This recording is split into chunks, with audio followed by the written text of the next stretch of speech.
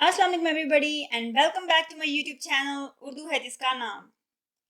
आज हम करेंगे अपना लेसन नंबर 4।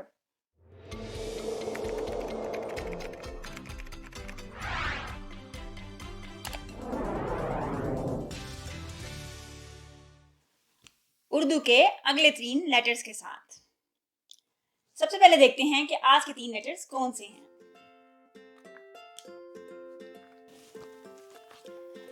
हमारे अगले 3 लेटर्स हैं दाल, डाल और जाल। अब हम देखेंगे इनको हम कैसे लिखेंगे और इनकी आवाज कैसी है। दाल, डाल और जाल। सबसे पहले लिखते हैं दाल। दाल की आवाज डी में सॉफ्ट डी की है।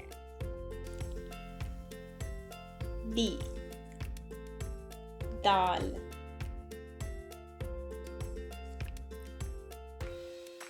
दाल के बाद आता है डाल, ड, डाल।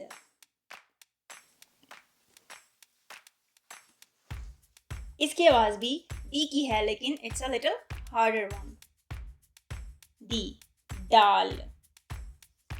और इसको लिखने में भी सेम होगा। अब जो फर्क है वो ये है कि डाल के ऊपर आप देख रहे हैं कि मैंने एक छोटी सी तोएं डाली है। वही तोएं जो हमने टे के ऊपर डाली थी और उसकी आवाज थोड़ी हार्डर हो गई थी। इसी तरह हमने डाल के ऊपर छोटी सी एक तोएं डाल दी है और उसकी आवाज भी हार्डर है। अगला लेटर है जाल और जाल के ऊपर आता है एक डॉट। जाल की जो इंग्लिश में आवाज है वो है जेड की। जाल। अब अगर हम देखें तो दाल, डाल और जाल तीनों लिखने में बिल्कुल सेम है।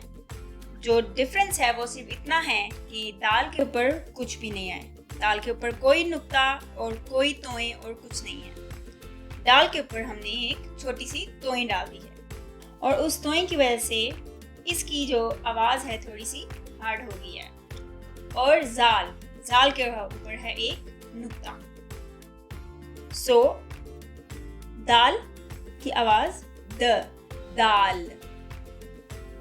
डाल, ड, ड, दाल। और जाल। उर्दू में जो लेटर्स हैं वो बिल्कुल एक जैसे होते हैं। उन पर सिर्फ एक नुक्ते या 2 नुक्ते का फर्क होता है जिसकी वजह से उनकी आवाज बिल्कुल बदल जाती है, बिल्कुल चेंज हो जाती है। सो आज के हमारे 3 लेटर्स हैं दाल, डाल, जाल।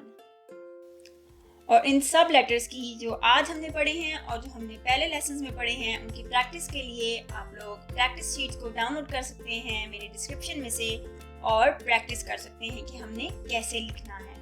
आप जितनी प्रैक्टिस करोगे उतना अच्छा आप लिख सकोगे। अब हम देखते हैं कि इन लेटर्स से कौन से वर्ड्स बनते हैं। तो हमारा आज का जो पहला लेटर था वो था दाल। दाल से दरख्त, ट्री। दूसरा है डाल, ड, डाल। डाल से ड्रम, उसको इंग्लिश में भी ड्रम ही कहते हैं। और जाल, जाल से जहीरा। जहीरा होता है जब हम ज्यादा सारी चीजों को इकट्ठा कर लेते हैं तो उसको हम कहते हैं जहीरा। आज के लिए बस इतना ही। अब मिलेंगे नेक्स्ट लेसन में। खुदा हाफिज।